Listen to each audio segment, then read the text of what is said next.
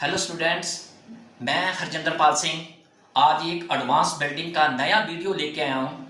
उस वीडियो में जो आज का टॉपिक है उसका नाम है इलेक्ट्रॉन बीम वेल्डिंग। ये जो इलेक्ट्रॉन बीम वेल्डिंग ये होती क्या है, ये सबसे पहले मैं डेफिनेशन के बारे में बताता हूँ। ये जो इलेक्ट्रॉन बीम वेल्डिंग है ये एक फ्यूजन प्रोसेस है। इसमें जो हीट है वो किसी फ्लेम या आर्क के द्वारा नहीं उत्पन्न की जाती। इस प्रोसेस में इलेक्ट्रॉन्स की बहुत हाई एनर्जी ऊर्जा वाली जो किरण होती है उस बीम को फोकस करके बेल्ड होने वाले पार्ट के ऊपर टकरा के हीट उत्पन्न की जाती है। ये इसकी डेफिनेशन है। उसके बाद आ जाओ प्रिंसिपल ऑफ ऑपरेशन, यानी कि इनका प्रिंसिपल क्या है और इनका ऑपरेशन क्या है, इसके बारे में मैं बताता हूं। इस प्रोसेस में इलेक्ट्रॉन्स की जो बहुत हाई एनर्जी वाली जो किरण होती है उसको हाई एनर्जी किरण की बीम को फोकस करके बेल्ड होने वाले पार्ट के ऊपर इनको टकरा के हीट उत्पन्न की जाती है। इन इलेक्ट्रॉन्स की जो स्पीड है वो इतनी इंक्रीज कर दी जाती है जितनी हमारी लाइट की स्पीड है उससे भी 10 गुना ज्यादा स्पीड इंक्रीज की जाती है। जब इतनी स्पीड इंक्रीज की जाती है तो इनकी जो अंदरूनी जो एनर्जी होती है वो कई लाख डिग्री टेम्परेचर हीट पैदा कर देती है, तापमान पैदा कर देती है। जब इतनी गति से ये इतनी एनर्जी होती है तो ये हीट के रूप में हमें तब तक दिखाई नहीं देती जब तक कि इलेक्ट्रॉन्स किसी के साथ नहीं टकराते।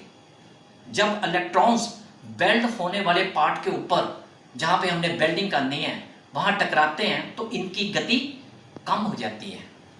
ये जो गति है वो आगे जाके काइनेटिक एनर्जी में कन्वर्ट हो जाती है। फिर इस बीम को इलेक्ट्रोमैग्नेटिक और इलेक्ट्रोस्टैटिक फोकसिंग के द्वारा एक छोटे से बिंदु के ऊपर केंद्रित किया जा सकता है जहां इसकी चौड़ाई हमने जरूरत के हिसाब से इंक्रीज कर सकते हैं। इसकी जो चौड़ाई है जरूरत से हम इंक्रीज कर सकते हैं। ये जो इलेक्ट्रोस्टैटिक प्रोसेस है ये बहुत आसान है, लेकिन ये जो इलेक्ट्रोमैग्नेटिक प्रोसेस है इसमें हमने बीम को एक छोटे से बिंदु के बीच में हाई एनर्जी वाली बीम को बीम के रूप में केंद्रित किया जा सकता है। कभी कभी छोटे बिंदु वाले फोकस की भी या तीखे बिंदु वाले फोकस की भी जरूरत पड़ती है, लेकिन मैक्सिमम जो चौड़े बिंदु वाली फोकस की बीम होती है उसका प्रयोग ज्यादा किया जाता है।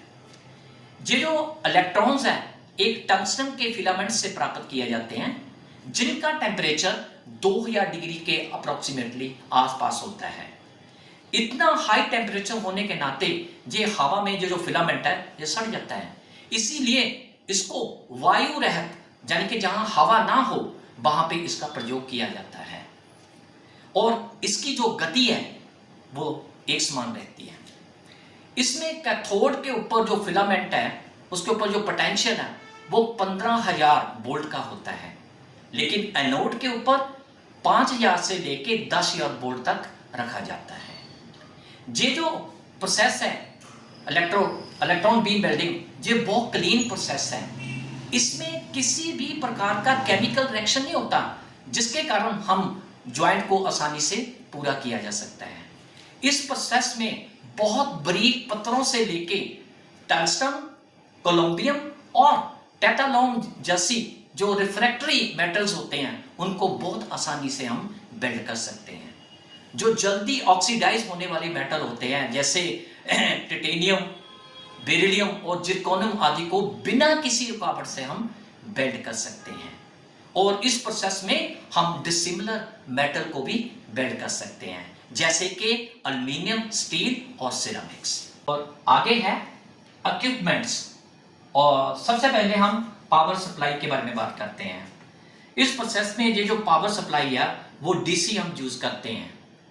इस प्रोसेस में जब हम डीसी पावर सप्लाई यूज करते हैं तो कैथोड और एनोड के बीच में बहुत हाई वोल्टेज पैदा होती है और थिन शीट के ऊपर हम ये जो वोल्टेज या 5 से लेके 25 वोल्ट और थिक प्लेट के ऊपर हमने 70 से लेके 150 वोल्ट रखनी होती है। फिर आगे है इलेक्ट्रॉन गन। गर्म किए गए हुए फिलामेंट्स के ऊपर जब इलेक्ट्रॉन निकलते हैं तो उसके ऊपर नेगेटिव चार्ज होता है। जे कैथोड की तरफ फोर्स किए जाते हैं और एनोड की तरफ खींचे जाते हैं। जे एनोड के बीच वाले शेप में से, जो बीच वाला होल होता है उसमें से निकल जाते हैं। फिर इलेक्ट्रोमैग्नेटिक फोकसिंग कॉइल के मैग्नेटिक फील्ड में से ये बाहर निकल जाते हैं। फिर उसके बाद जो फोकसिंग कॉइल के करंट की जो मात्रा है उसको कंट्रोल करके हमने बीम को एक तंग या चौड़ा बनाया जा सकता है। फिर उसके बाद इसके ऊपर 0.02 mm थिकनेस का छोटा सा स्पॉट बनाया जा सकता है। फिर उसके बाद आ जाओ वैक्यूम चैम्बर। वैक्यूम बनाए रखने से इलेक्ट्रॉन बीम को बिखरने से रोका जा सकता है, जो कि बेल्ट मेटल की क्वालिटी के ऊपर असर डाल सकता है।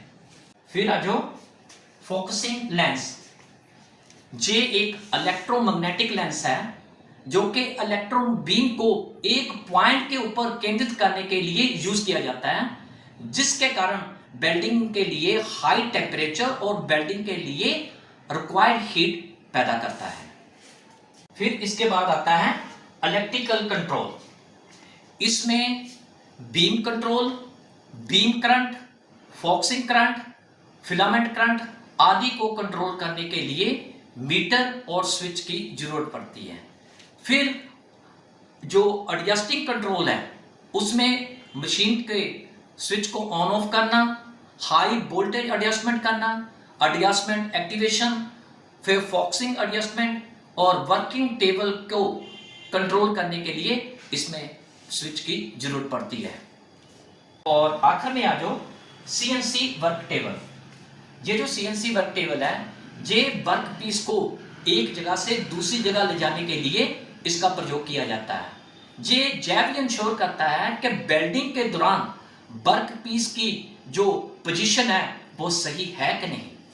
इसके बाद आ जाओ एडवांटेजेस एंड डिसएडवांटेजेस। सबसे पहले हम एडवांटेज की बात करेंगे और सबसे पहले आता है फास्ट वेल्ड स्पीड। ये जो हमारे आर्क वेल्डिंग के जो पुराने मेथड हैं अगर हम उनसे कंपेयर करें, ये जो हमारा इलेक्ट्रॉन बीम वेल्डिंग की जो मशीनें हैं, ये जो इक्विपमेंट है, ये इलेक्ट्रॉन बीम की स्पीड को इतना तेज कर देता है कि कम समय में ही वो ज्वाइंट लग जाता है और काफी प्रोडक्शन निकल जाती है। उसके बाद आता है क्लीन बेल्ट। ये क्लीन बेल्ट क्यों है? क्योंकि ये बहुत फास्ट यानी कि वेल्डिंग मेथड है, वो प्रोसेस है, इसमें किसी भी प्रकार का हम फिलर मेटल और फ्लक्स का यूज नहीं करते, जिसके कारण हमें किसी भी प्रकार की फिनिशिंग नहीं करनी पड़ती और उसकी जो कॉस्टिंग है वो भी बच जाती है। इसीलिए ये बिल्कुल क्लीन प्रोसेस है। Can join dissimilar metal. ये एक ऐसा प्रोसेस है जो कि डिसिमिलर मेटल को भी आसानी से बिल्ड कर देता है, जैसे कि एल्युमिनियम, स्टील और सिरामिक्स आदि को भी ये आसानी से बिल्ड कर देता है। उसके बाद आ जाओ हाई वेल्ड पेनिट्रेशन रेंज। ये एक ऐसा प्रोसेस है और इतनी स्पीड है इस प्रोसेस में कि अगर हमने ज्वाइंट के डीप पेनिट्रेशन करनी हो, ये बहुत जल्दी ही उसको पेनिट्रेट करके ज्वाइंट को पक्का कर देता है। ये इतना यानी कि फास्ट है, बहुत डीप पेनिट्रेशन करता है ये वाला। नेक्स्ट आ जाओ लो रनिंग कॉस्ट। ये लो रनिंग कॉस्ट क्यों है? क्योंकि ये जो प्रोसेस है ये इतना यानी कि फास्ट प्रोसेस है, इसमें किसी भी प्रकार का फिलर मेटल और किसी भी प्रकार का फ्लक्स यूज नहीं होता है, तो उसकी जो कॉस्ट है इसलिए इसके बीच में माइनस हो जाती है, इसलिए ये लो रनिंग कॉस्ट है। उसके बाद आ जाओ सुटेबल फॉर डेलिकेट मटेरियल। ये जो प्रोसेस है ये जितने भी डेलिकेट मटेरियल होते हैं जैसे एल्युमिनियम हो गया, कॉपर हो गया, ब्रास हो गया, स्टेनलेस स्टील हो गया, ये उनको बहुत आसानी से जोड़ देता है। ये जो एडवांटेज है ये इसकी सबसे बड़ी एडवांटेज है। और अब आ जाओ डिसएडवांटेज। सबसे पहले आता है हाई इनिशियल कॉस्ट। ये जो इलेक्ट्रॉन बीम वेल्डिंग है इसके जो इक्विपमेंट होते हैं वो बहुत कॉस्टली होते हैं।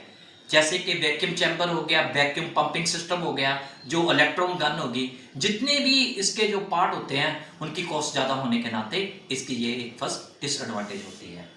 उसके बाद आप तो आ जाओ फ्रीक्वेंट मेंटेनेंस।